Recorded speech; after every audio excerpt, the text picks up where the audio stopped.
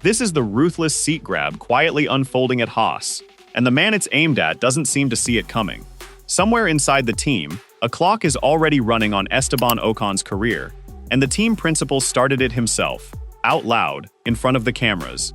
The call on who drives that car in 2027, he said, would come around the middle of this season. Early summer, maybe within weeks. Do yourself a favor and hit subscribe now, because here's the strange part. If you listen to Ocon talk right now, he sounds like a man with all the time in the world. What he's telling the microphones and what that clock is counting down to are two completely different stories. Start with the deadline, because everything else hangs off it. Both Haas seats are up for review at the end of 2026. One of them isn't in question. The rookie, Oliver Behrman, has effectively locked his in. The other, Ocon's, is wide open, and the man who decides it, Komatsu, has said plainly that he expects to make the call around May, June, or July. Not next year, not at the end of the season. Now-ish. In the window the sport is living through as these words are spoken. That timing matters more than any single rumor, because of how Formula One's driver market actually works. Seats don't get filled at the end of the year, when everyone can finally see the full standings. They get filled in the middle of it, in a frantic few weeks around the summer break, when teams commit to the following season, before the music stops and the good options are gone. A driver who waits until December to make his case has already lost, because by December, the chairs have been taken. Komatsu naming early summer as his window isn't a casual aside. It's him telling the entire grid that the Haas seat is live now, that he's taking calls now, and that the audition Ocon is in the middle of has a closing date measured in weeks, not months.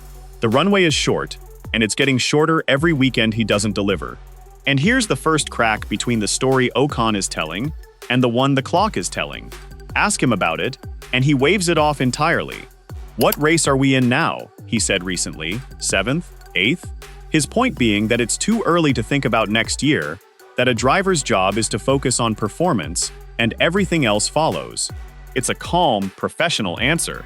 It's also, given what his own team principal has said about the timeline, a strangely relaxed one, because the people who decide his future aren't waiting for the end of the season to think about it. They've told him, and everyone else, that they'll have largely decided by then. To understand why that gap is so dangerous, you have to understand what's actually changed underneath Ocon's feet. And it isn't a conspiracy. It's an arithmetic problem, and it starts with the driver in the other garage. There's a bitter familiarity to this for Ocon too, whether he lets it show or not.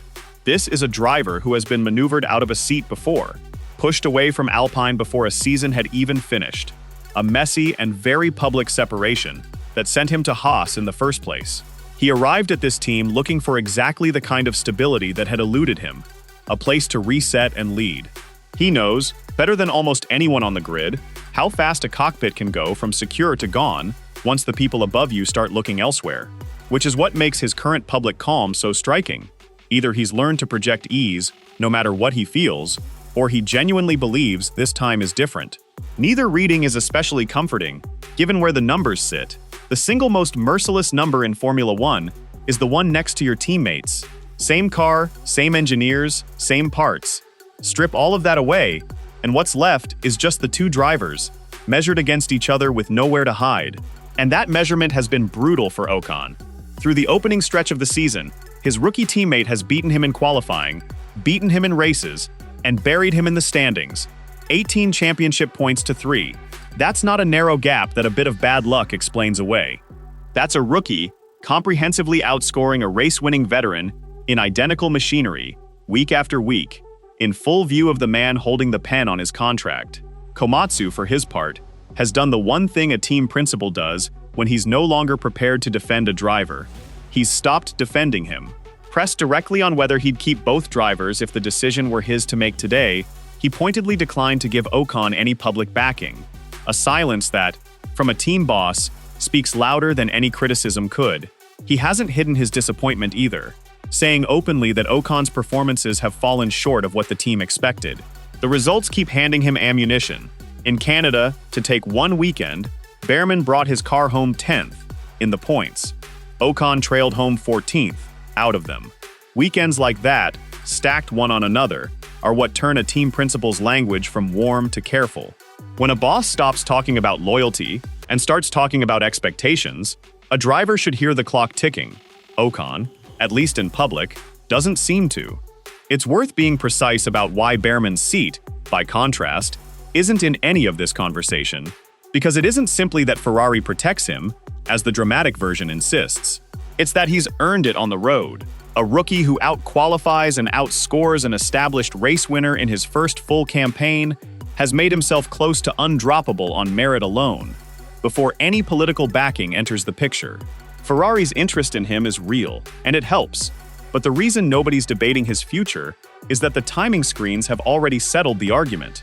That's the uncomfortable mirror for Ocon. The thing keeping Behrman safe is the exact thing Ocon has been unable to produce. It was never really about which manufacturer backs whom. It was about which driver has been faster, and by how much. Now here's where the draft version of this story reaches for a villain, and where the truth is actually more interesting. The dramatic take is that Toyota is running some secret program to manufacture fake data, proving Ocon is slow, engineering him out with rigged simulators and telemetry. That's not what's happening, and the real thing is quietly worse for him, because it isn't hidden at all. It's happening in plain sight, and it's completely legal. Look at what Haas has actually been doing with its testing program. Under the rules that let teams run older cars for private testing, Haas has been putting candidates in the seat, and the most telling one wasn't a Toyota driver at all. It was Leonardo Fornaroli, the reigning Formula 2 champion, who happens to be a McLaren Jr. Haas ran him in a 2-year-old car at Jerez, and Komatsu said the point was simply to have a chance to look at him, and the circumstances made the run more impressive, not less. Fornaroli had no opportunity to prepare in the team's simulator beforehand, and he was climbing into a Haas with completely different characteristics to the McLaren machinery he'd grown used to. Cold, unfamiliar, no ramp-up. He reportedly made a strong impression anyway. Fast almost immediately, professional, sharp and precise with his engineering feedback. For a team weighing whether to replace an experienced driver with a young one, that's exactly the box that needed ticking. Proof the rookie risk might be smaller than it looks. He's now described across the paddock as perhaps the frontrunner for that 2027 seat, an outcome almost nobody predicted at the start of the year. Sit with what that means, because it dismantles the simple version of this story. If this were purely a Toyota takeover, a Toyota-mandated Japanese driver would be the only name in the frame. Instead, the current favorite is a McLaren-backed Italian, tested in a program that Toyota largely funds. That's not a manufacturer seizing a cockpit for its own guy. It's a team with an expiring contract veteran quietly auditioning his replacements and casting the net wider than any single partner. That's not to say the Toyota pipeline isn't real. It is, and it's active. The team has announced test runs for genuinely serious Japanese talent, drivers like Sho Suboi and Nirei Fukuzumi, names that mean a great deal on the domestic scene even if they're less familiar to European audiences. Toyota is unmistakably using the program to give its own drivers real Formula One mileage, and that's precisely what a development program is for. But notice what that actually amounts to: a manufacturer building a stable of options and putting them in front of the team, not a manufacturer issuing an ultimatum. The distinction matters, because it's the difference between influence and control. And everything on the record points to influence. A deep bench of candidates doesn't force Komatsu's hand. It just quietly reminds him, and reminds Ocon, that alternatives exist, they're prepared, and several of them are hungry. The threat to Ocon isn't one conspiracy. It's a queue. It really is a genuine queue. Alongside Fornaroli sits Rafael Camara, the Ferrari Jr., though the read in the paddock is that he may need another season before he's ready, which puts him behind for now. There's Yuki Tsunoda, the experienced Red Bull castoff whose Honda history makes a Toyota-run team an awkward but commercially tempting fit. There's even Jack Doohan, already on the Haas books as a reserve. 4 credible names, pulled from 4 different corners of the grid, all circling one seat. The only seat on the team that's actually available. Ocon isn't fending off a single rival with a clear motive. He's standing in front of a line of people, any one of whom the team could reasonably choose. And the man deciding has already told the world roughly when he'll choose. That's the detail that makes this genuinely unusual as a Formula One story. Most driver market intrigue thrives in the dark. The quiet dinner, the undisclosed clause, the manager's off-record phone call. This one is the opposite. Every element sits in public view. The deadline was announced. The performance gap is on every timing screen. The replacement candidates test in the open and get talked about by name. Even the team principal's cooling toward his driver has played out in press pens, in the pointed non-answers. Nothing here is hidden. The only thing missing from full public acknowledgement is Ocon's own recognition of it, and that's what turns an ordinary contract situation into something almost uncomfortable to watch. It's not a man being ambushed, it's a man declining to look at a countdown that everyone else in the paddock can read. There's a real Toyota dimension to this, and it deserves to be stated accurately rather than luridly. Toyota's motorsport philosophy, in its own words, is built on developing people and putting its own talent on the biggest stages. That's genuine, and it's been repeated by its leadership for years. Its arrival as Haas's title partner did broaden the pool of drivers the team looks at, and did add fresh incentive to consider Toyota-aligned names. All of that is true and on the record, but there's a long distance between a partner's involvement tilts the board and a manufacturer is secretly seizing a cockpit by force. And the honest version lives in that gap. Toyota's influence is real, the cartoon of a boardroom coup is not. Which brings us back to the strangest feature of this whole situation, the disconnect between the countdown and the man it's counting down for. Because Ocon hasn't just been calm, he's been publicly, almost cheerfully engaged with the very partnership that's widening the field of his competitors. He's spoken warmly about the Toyota tie-up, about the engineers, about the direction of the team. He even got to sample Toyota's rally machinery on gravel, the kind of perk a driver enjoys when he feels embedded in a project's long-term future. And there's nothing foolish about a professional talking up his own operation and enjoying its fringe benefits. But set that enthusiasm against the timeline his boss has laid out, and it lands differently. A man genuinely secure in his seat, and a man who hasn't yet noticed the seat is being measured for someone else, can look, from the outside, exactly the same, right up until the moment they don't. That's the unsettling thing about watching this play out. Ocon isn't behaving like a man who's lost. He's behaving like a man who doesn't yet know the game has a clock on it. And the two are very hard to tell apart until the buzzer sounds. Here's the honest counterweight though, because this isn't sealed, and pretending it is would be the same overreach the dramatic version commits. Ocon is not gone. No decision has been announced, and Komatsu has been explicit that the team won't be rushed into anything while the wider market, including the unresolved question of where Max Verstappen ends up, stays unstable.